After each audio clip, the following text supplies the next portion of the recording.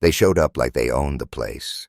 3 golf carts, hazard strobes flashing, dressed like some HOA SWAT team. One woman pointed a clipboard at my face and told me I had 72 hours to join the association or face fines. Thing is, I own the land. No HOA, no dues, no nonsense.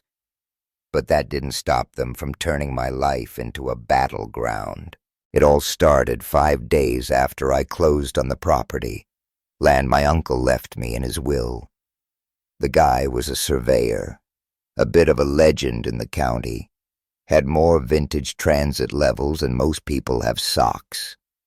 He built his cabin on the outer edge of what used to be a horse ranch, way before the neighborhood ever sprouted up. According to the plat and title report, my parcel wasn't subject to any HOA covenants, no dues, no design board, no beige paint requirements. Freedom, or so I thought. The first convoy rolled in at dawn, 3 shiny carts creeping up my gravel drive like pastel cockroaches. Out hops this woman with hair so stiff it could deflect bullets. She walks straight past the no trespassing sign and starts taking pictures of my porch. 2 men fanned out across the yard with tape measures, stomping through the grass I'd just seeded. One of them even popped open my mailbox. "You folks need something?" I called out, trying to stay civil. "Rolling Pines Field Enforcement," the woman barked, flashing a badge printed at some office supply store. "Articles 4, 7, and 12, you're in violation. You need to register with the HOA within 72 hours. I blinked. This land isn't under HOA jurisdiction. Checkbook 22, page 194 of the county plat. It's exempt. She smirked, holding up a packet of papers. As of last quarter, Annexation Amendment 4B extended coverage to all adjoining parcels. First payments, $900, plus $100 in late fees since you've already moved in. The nerve. I kept my tone flat, just like my dad taught me when dealing with cornered animals. "You've got 60 seconds to get off my property before I call the sheriff." That made her pause, but not for long. Her clipboard henchmen kept measuring and snapping pictures like they were rehearsing for a low-budget heist. One of them muttered something about violating mailbox regulations as he dug through my mail. I pulled out my phone and started filming. Every face, every license plate, every cart logo.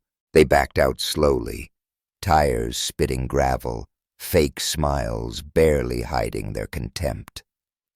But not before leaving a folded notice under my windshield wiper, notice of noncompliance. That night I dove into county records. Their so-called amendment? Total vapor. No recorder stamp, no official map, no legal weight. Just HOA board members playing God with a photocopier. 2 days later, I got a certified letter demanding $198 in inspection fees, dues, and a hostility surcharge. I framed it next to Uncle Ray's old theodolite. But it didn't end there. Saturday morning, a landscaping crew rolled in with an HOA logo slapped on the side of their truck. No warning. 4 guys started stacking cordwood on my driveway and chopping down limbs from my 80-year-old pecan tree. I heard them muttering about water feature compliance as they tried to fill in my koi pond with cement. That's when I called Deputy Lance Burrows, the lanky, no-nonsense constable who grew up 2 towns over. He showed up in 10 minutes, took one look, and told the workers to pack it up. The helmet hair woman arrived in a black BMW this time, yelling about quasi-governmental authority. Lance handed her a citation for criminal mischief and told me to install cameras. I didn't stop at cameras. I started digging. Turns out, Rolling Pines HOA was run by 5 people, all of whom lived on the same street. The president, Rhonda Talcott. She owned the security company that patrolled the neighborhood. Her husband, Dave, sat on the architecture committee.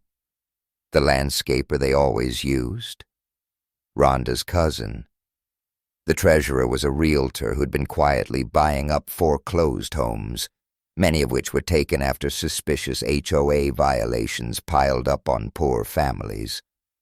They weren't a homeowners association. They were a racket.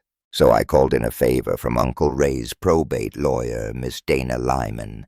She specialized in quiet title actions. Together we filed for declaratory judgment, demanded damages for trespassing, and set the legal wheels in motion. 3 times we tried to serve Rhonda. Each time, her porch sprinklers mysteriously turned on. So I hired a PI who found her sunbathing at Lake Huron. He taped the summons to her cooler. Within days, I got another notice from the HOA, this time claiming I owed over $7,000 after an emergency roof inspection I never authorized. They gave me 30 days before foreclosure proceedings. Dana just laughed and filed a counterlien for slander of title. Then the real harassment began. Late one night, my motion sensors caught movement. Figures in hoodies dumping trash bags all over my yard. When I rushed outside, I was hit with the stench of fish guts. They peeled out in Rhonda's BMW, laughing. I spent the next 2 days gagging as I cleaned it up. Then I built a 6-foot privacy fence, poured concrete posts deep enough to survive a tornado. Next morning, another citation taped to my gate. Unapproved structure, $500 day fine. I tacked it up in my kitchen as wallpaper. But then, the tide turned. Body cam footage from Deputy Burrows leaked online, showing the HOA landscaping raid in full detail. Local news picked it up. "Suburban Mafia" was the headline. People across the country started sending letters of support. Some had lost their homes to HOA corruption. I wasn't just fighting for me anymore. I called up an old buddy from college, James, now a forensic accounting specialist. Over one weekend, we poured through public tax filings and payment records. What we found was damning. Only $60,000 of the $200,000 collected annually went to actual maintenance. The rest was siphoned off into shell companies tied to Rhonda and her family. We handed it over to the county DA. It was election season. The DA loved a good headline. Subpoenas flew like fall leaves. And then, at 6:12 a.m., 8 weeks after the first HOA raid, the real raid happened. Sheriff units blocked both entrances to Rolling Pines. News choppers circled overhead. Rhonda was arrested on her porch in a satin bathrobe, screaming about property values. Deputies carried out boxes of receipts, landscaping invoices, and unopened HOA Christmas decorations billed to homeowners. Darlene, the cousin, was cuffed beside a shed full of stolen garden tools. Charges included embezzlement, property damage, wire fraud, and conspiracy. The court dissolved the HOA within a month. A court-appointed receiver liquidated all assets: golf carts, trucks, even the fake pollinator garden the HOA pretended to maintain. After paying back every homeowner, the remaining money settled my civil suit. I used my share to rebuild the koi pond, double its size, and install solar panels on the cabin. Rhonda got 6 years in prison. Darlene was sentenced to 18 months of community service, picking up trash on the side of Highway 17, under deputy supervision. The treasurer lost her license and had to auction off her real estate office. A local non-profit bought their homes and turned them into transitional housing for struggling families.